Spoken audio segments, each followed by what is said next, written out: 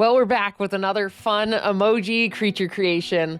I really like a lot of the emoji combos you guys have been submitting. There's just so many good ones, and it's been really hard to just pick out one out of both like all the ones here on YouTube and Instagram and TikTok. There are so many cool ones that you guys keep suggesting, so keep them coming. Let me know down in the comments what other cool creatures we can create. But for today, we have a very fun and interesting combination for sure. So you probably already kind of guessed from the thumbnail and the title, but today from Chaos Sparkles, we have the skull emoji, the cold emoji, I guess, like frozen little cold emoji, and then a snail emoji. As soon as I saw this combo of emojis, I was like, this is gonna be really cool, and it's gonna be a really fun challenge, because at least for me, I don't immediately think of snails mixing well with freezing temperatures. So let's jump in and get some sketches going, and let's figure out how we can convert these three emojis into a really cool creature. All right, time to jump in and get some rough sketches figured out. So I knew as soon as I saw like the snail aspect and the bone combo, I was like, it would be really cool if this thing like ate and absorbed bones in some way. And so with this initial rough sketching, I was thinking about having it kind of like a gelatinous cube in Dungeons & Dragons, where it basically like, if you get absorbed by this thing, it's very hard to get out, and it slowly like dissolves whatever enters it. So I did this a first initial sketch, trying to figure out exactly how I kind of wanted to do the bones. Did I want to have weapons in it? I wasn't sure to what extent what should be in the snail, because I didn't want to make it too, I guess, busy. I didn't want to have too many random elements floating along in it, but I wanted to convey the idea.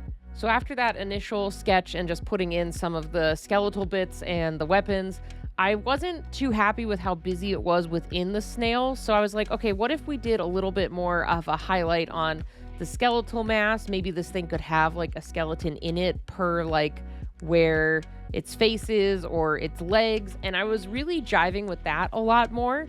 So I was very happy with how that was looking. And it just gives it such a creepy feel to have like the skeleton face behind the main face. And then while we were working on this in the Twitch chat, someone mentioned like, what if we had parts of the bones in the shell? And I'm like, oh, even cooler. So at least in terms of the lore of what I'm imagining is, let's say you encounter this creature and you fell prey to it basically. I think the snail part would end up like absorbing and eating you. But your bones would remain, and then those would be converted into the new shells as the snail grew. It's kind of like, I don't know, not like a hermit crab situation, but I kind of picture it like slowly shedding and growing the shell out. Maybe it like expands with each layer of bones. So like when it starts out, it's a smaller creature, and with each human or creature or whatever it consumes that has bones in it, it basically takes those and pads out another layer of the shell, and maybe it just gets stronger and thicker with age and consumption of prey. I think that'd be really sick. Maybe that is how it like slowly builds it up. Initially, when I did make this, I was thinking it could like shed its shell, kind of like a hermit crab, and grab a new one from around it. But in this case, it would basically grow a new one from scratch. But I don't think that would work defensively. I think this thing would be very exposed without its shell to like retreat into. So I think it would more build it up with each couple, I don't know, kills or months or however long, you know, to slowly make it stronger for a defensive retreat, I guess.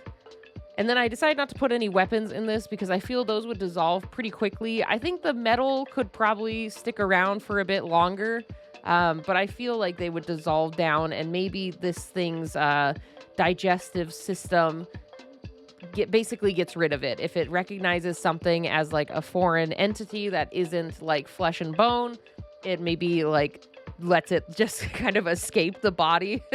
It doesn't like poop it out. I'm trying to think of a better way to say it. But I could see it just like not wanting to absorb that compared to like the bone that it will use for the shell. I mean, yeah, like metal would be pretty nice to use to reinforce its shell, but I feel like biologically wise, it might not work the same as like bone would in this situation. And then with that too, I was going back and forth on how many bones to let, I guess, float within this creature. And I thought it was perfect and creepy to have, like, for sure, the skeleton skull bone near the face, and then having kind of like hands and arms be near its hands and arms. But then outside of that, I didn't want too many bones floating around in the body because I felt it was getting a little bit too busy. So I kept it a little light because I feel it just pays off way better for the shape language overall. And then with the cold aspect of the emojis, I thought giving this thing like a blue icy color and texture would be perfect. I also added some icicles hanging off its shell. I thought that would work really well overall. And I could see this thing not really being a very fast moving thing. You know, the snail alone makes it kind of a slower moving creature. I mean, snails move pretty fast per their size, but we always have the connotation of them being like slower creatures. And I could see this thing being more of like an ambush predator. I don't think it would go out of its way to hunt things. I know with gelatinous cubes, I don't think they really have a fast movement speed. I think they also are more ambush predators, or like you just happen to like walk into one or it falls on top of you.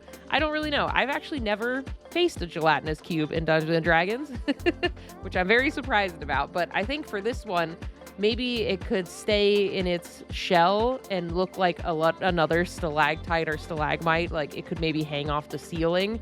And if you don't look close enough, it just looks like another one of those stalactites, maybe with like icicles growing off of it. And from afar, you might not really notice that it has like all these bone protrusions and textures coming out of its shell. And that gives it an opportunity. So like if you set up camp in like a frozen cave with all of these stalactites and icicles everywhere, you might not notice it. And once you go to sleep for the night, this thing can slowly like come down from the ceiling, down the wall, or if it's on the ground, it just like oozes towards you and then just slowly absorbs you if you don't wake up or perceive it fast enough, you know? Because I think you might be startled by like, I feel this thing would have like a cold temperature to it, but you might not really notice as much just already being in a cold cave. So by the time you wake up and know that something is on top of you, it's already too late. It probably absorbed like half to 2/3 of you. You know what I mean? Like, I think that would work really well for the mechanics of this creature overall. So yeah, that's kind of my idea for how this thing would interact with you. I mean, as long as you can perceive it fast enough, or maybe if you have a watch for like your camp and you're not just traveling solo, you wouldn't get jumped by this thing. But you'd have to just be careful camping in like little enclaves and like little frozen caves along your adventure, because you might get swallowed and eaten by this gelatinous cube-like snail. Let me know in the comments below if you guys have any other fun ideas and lore for this creature. This for sure is going in the next creature compendium. I love this one so much. I think it'd be so cool to add to the book. And it's just so creepy and awesome, and I love it. Like I said, we're on a weird creepy kick. Like so many monsters back to back, I feel are going to be creepy going forward just because of what was rolled or drawn, you know, the random chance of it. And then you guys have been suggesting a lot of fun emoji combos, and they turn out really awesome. Some of them really creepy, some of them a little more fun and whimsical. So let me know in the comments below too if you have any more emoji suggestions. So the final touches is I add a little bit of like a cold steam effect to our snail, and he's ready to go and eat some people.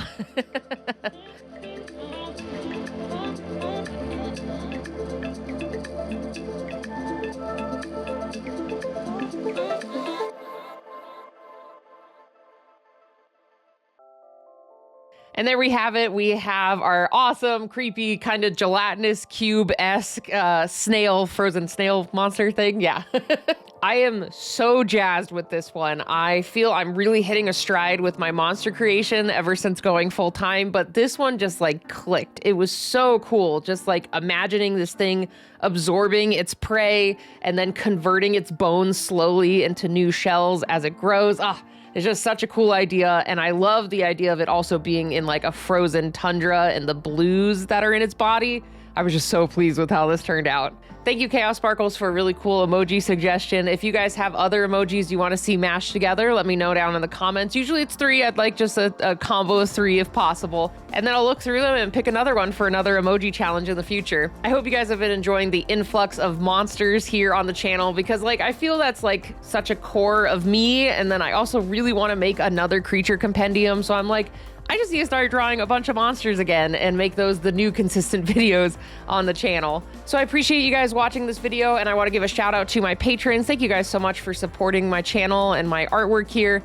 If you guys would like to get access to artwork that's coming up for a video before I release it, as well as join our mail club to get a print, a sticker, and a sticker sheet in the mail, go check out my Patreon. It helps me directly like manage this channel and be able to produce art for like comic conventions and just keep this business afloat. So I really appreciate any support you can give. Either a couple bucks in the tip what you want over on Patreon, or even subscribing, liking, sharing these videos. It all helps a lot. So I really appreciate you guys checking out my channel and supporting my work. So I hope you enjoyed this. Thanks for watching again. I can't wait to make more monsters. Like, this has been so fun to just be able to consistently draw monsters and my comic. That's all I've been doing in Comic-Con prep and commissions. Okay, I'm not only doing that, but it's been very fun to just consistently draw so many cool creatures. So thank you guys for your awesome suggestions, and I will catch you all next time. Bye, everybody.